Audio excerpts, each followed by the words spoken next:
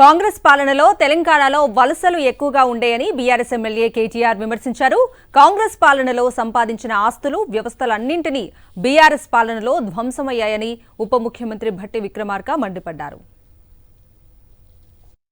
అధ్యక్ష, ముఖ్యమంత్రి రేవంత్ రెడ్డి గారి సొంత నియోజకవర్గం కొడంగల్లో ప్రతిరోజు 2 బస్సులు అధ్యక్ష బొంబాయికి పోయేది.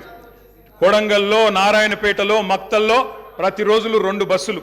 అదేవిధంగా అధ్యక్ష, ఆ బస్ స్టాండ్కు పోతే ఆ వలసలను చూసి సలసల కాగే కన్నీళ్లను గారుస్తూ ఆ భార్య పిల్లల ఏడుపులు.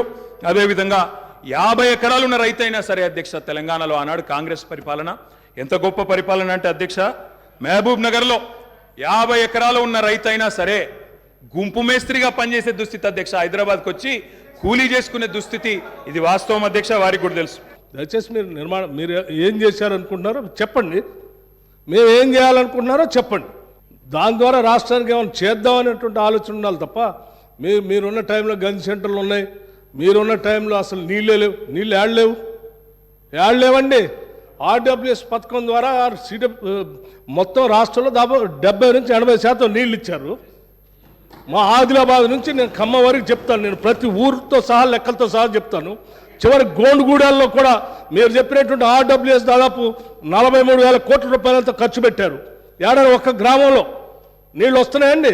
ఇప్పటికి కూడా ఐటీడీఏ నీళ్ళే తాగుతూ ఉన్నాం, వేసినటువంటి బోర్లు బావిలో నుంచే నీళ్ళు తాగుతున్నామని చెప్తా ఉన్నారు. మళ్ళీ అదేదో పెద్ద గొప్పగా చేసినట్టు చెప్తున్నారు. మీరు వచ్చిన తర్వాతనే నల్గొండలో నీళ్ళు వచ్చినాయి. అంతకుముందు నల్గొండలో నీళ్ళు రాలేదా? ఫ్లోరోసిస్ ఎరాడికేషన్ కాలేదా? మీరు వచ్చిన తర్వాత జరిగిందా? మీకంటే ముందే జరిగింది.